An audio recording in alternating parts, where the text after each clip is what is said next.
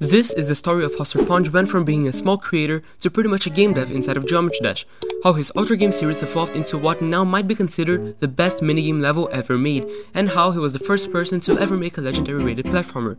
Welcome everyone to part 4 of GD History with Wompper, the Origins of Serponge. Serponge's first rated level was called Electronical Factory. The level was made in 1.9 and it was way ahead of its time. Not really, I just kind of felt like saying that. The level starts as a monochromatic experience, but the drop introduces a nice rainbow background and some really cool duo gameplay. The level isn't anything special, but for a first rate it was pretty good. His first featured level, on the other hand, was definitely not as good. The level was Emerald Emergency and he kept the same plain green block design the entire way through. The gameplay also isn't as good as his other levels, it was unclear and really just not fun to play. After Emerald Emergency, Serponge would go on to build Aqua Evolution, which was an improvement, but still worse than his first rate. But very soon, everything was about to change. Serponge released a level named Outer Space. That level was a little bundle of minigame ideas put into one cohesive level.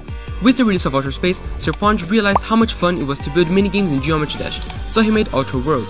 I'm not gonna lie, when I first played this level, when I was researching for this video, it absolutely blew my mind. It didn't look amazing or anything, but the ideas were so cool. The climax of the level is when you are playing as the robot and you can't jump too high or else they will hear you, meaning the wall of spikes drops down on you. And that part is actually so much more creative than many parts in today's levels. Outer World was the first instance when we saw Serponge's true potential. A few months later, Serponge built the first Ultra Game. That level consisted of 4 different levels of a minigame he had created where you had to move left and right as this little globe is avoiding obstacles. Level 1 was underwater, and you had to dodge a falling anchor, a pufferfish, and a jellyfish. Level 2 was the Icy Peak, where you dodge falling icicles and... penguin? That was foreshadowing, by the way, penguin will be back. Level 3 was Night Sky, where you dodge falling meteors. And finally level 4, The End, where you just jump around touching the stars.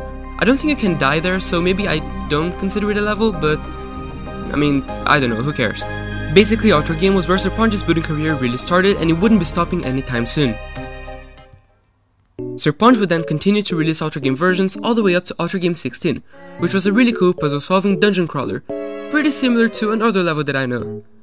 I guess I'm in just a foreshadowing case, I don't know, it's fun. The quality of his Ultra Game levels were always going up, some of them even getting epic features. In May 2017, he released a video on his YouTube channel called Master Game Preview, My Biggest Project Yet.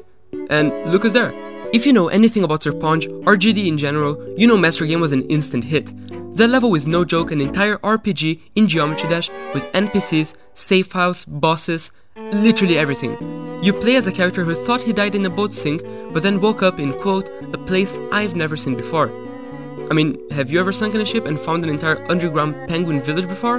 Of course you haven't seen it. Are you dumb? You go through many rooms with different dangers and opponents, until you reach the end where there's a boss fight against a penguin in a mech suit.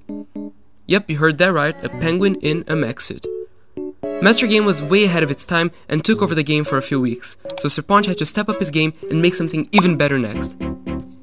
September 2020, Castlemania was announced in Serponge's channel.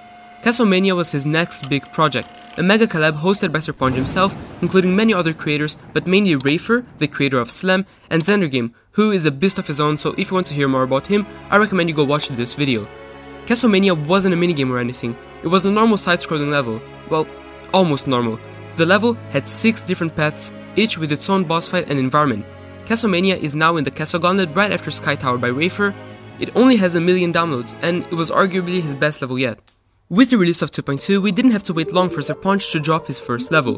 Coaster Mountain came out around a week after 2.0 was released.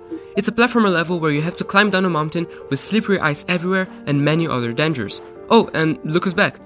Coaster Mountain was awarded the first ever legendary rate for a platformer level and it's been the only one since. Well, I guess that's it. This was the Origins of Serponge. If you enjoyed this video, please consider subscribing. I really want to get to 500 subscribers, but I can't do it without your help. So you can just do it while the penguin watches you.